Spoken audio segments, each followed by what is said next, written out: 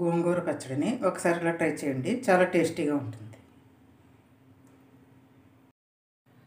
గోంగూరని సాల్ట్ వాటర్లో ఒక 5 నిమిషాలు నానబెట్టుకొని తర్వాత వాటర్లో బాగా వాష్ చేసుకోవాలి.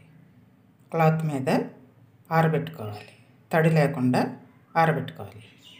గోంగూర 6 కట్టలు, గ్రాములు 200 గ్రాములు. ఎండుమిర్చి 30 వేసుకోవాలి, 30 గ్రాములు ఎండుమిర్చి. ఆయిల్ వేసుకొని ఒక పెద్ద స్పూను ధనియాలు ఫ్రై చేసుకుని ప్లేట్లో తీసుకోవాలి. నెక్స్ట్ ఎండుమిర్చి ఫ్రై చేసుకుని ప్లేట్లో తీసుకోవాలి.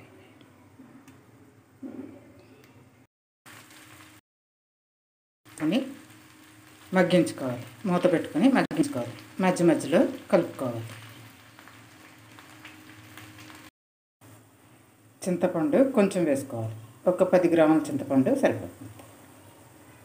వేసుకుని మగ్గించుకోవాలి.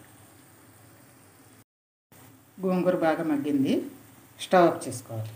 స్టవ్ ఆఫ్ చేసుకుని బాగా చల్లారనివ్వాలి. గోంగూర మగ్గింది, స్టవ్ ఆఫ్ చేసుకోవాలి.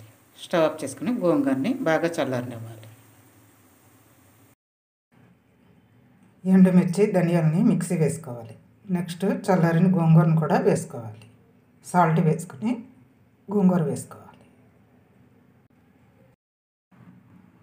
30 ఎండుమిర్చి అయినా వేసుకోవచ్చు, ఒక 50 గ్రాములు ఎండుమిర్చి కారం అయినా వేసుకోవచ్చు. 1/2 కిలో ఎండుమిర్చి, ఒక స్పూన్ ఆయిల్ వేసుకుని ఫ్రై చేసుకుని ఎండుమిర్చి చల్లారాక మిక్సీలో వేసుకోవాలి.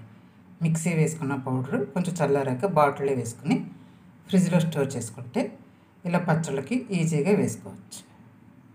ఇలా ఒక 50 గ్రాములు ఎండుమిర్చి చూసుకుని వేసుకోవచ్చు. కారం ఎంత కావాలో చూసుకుని ఎండుమిర్చి పొడి వేసుకోవచ్చు, లేకపోయినా ఎండుమిర్చి ఫ్రై చేసుకుని 30 వేసుకోవచ్చు. గోంగూర సాల్ట్ వేసుకుని మిక్సీ వేసుకోవాలి. మిక్సీ వేసుకున్న పచ్చడిని పోపు వేసుకోవాలి. ఒక గరిటె ఆయిల్ వేసుకుని పోపు గింజలు, వెల్లుల్లి, ఎండుమిర్చి, కరివేపాకు, పసుపు, ఇంగువ. పోపు చల్లారాక గోంగూర పచ్చడిని కలుపుకోవాలి. కారం తక్కువగా తినేవాళ్ళు 20 ఎండుమిర్చి కానీ 25 ఎండుమిర్చి కానీ వేసుకోండి.